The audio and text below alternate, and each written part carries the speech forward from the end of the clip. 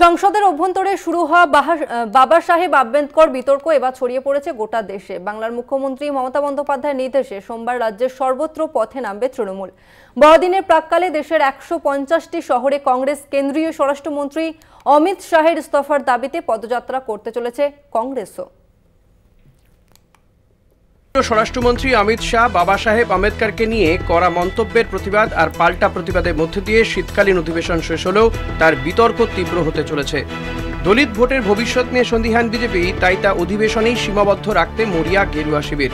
কিন্তু কেন্দ্রীয় মন্ত্রী অমিত শাহ সংবিধান প্রণেতা আম্বেদকরকে অপমান করেছেন, এই অভিযোগে তাঁর ইস্তফার দাবিতে অনড় বিরোধীরা। শীত অধিবেশন চলাকালীন ইন্ডিয়া শরিকদের সঙ্গে কংগ্রেসের নানা বিষয়ে যে বিরোধ দেখা দিয়েছিল তা সরিয়ে আম্বেদকর ইস্যুতে কংগ্রেস, সমাজবাদী পার্টি, তৃণমূল সহ সব বিরোধী দল ঐক্যবদ্ধ হয়েছে। বিজেপি চাইলেও বিতর্ক ধামাচাপা দিতে পারেনি।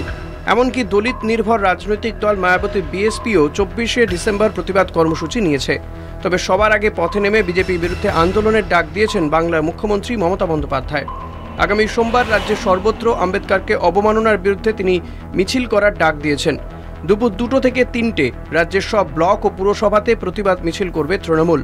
মমতা সমাজ মাধ্যমে জানিয়েছেন, শুধুমাত্র আম্বেদকরের অপমান নয়, এটি ভারতের সংবিধানের মেরুদণ্ডের ওপর আঘাত এবং আমাদের দলিত ও আদিবাসী ভাই বোনদের প্রতি বিশ্বাসঘাতকতা। আসুন আমরা সকলে গণতন্ত্র রক্ষার্থে মিছিলে সামিল হই। তৃণমূল নেত্রী সংবিধানের মূল্যবোধ রক্ষা করার প্রশ্নে ঐক্যবদ্ধ হওয়ার ডাক দিয়েছেন। কংগ্রেস ২৪শে ডিসেম্বর দেশের ১৫০টি শহরে একসঙ্গে অমিত শাহের ইস্তফার দাবিতে পদযাত্রা করার সিদ্ধান্ত নিয়েছে।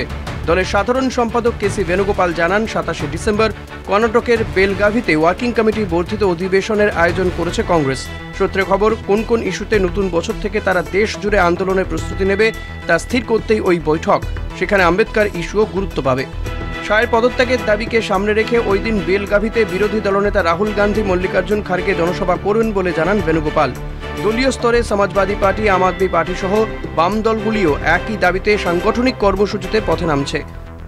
অর্থাৎ চাইলেও আপাতত আম্বেদকর ইস্যু ঘিরে বিতর্কে ইতি টানতে পারছে না বিজেপি।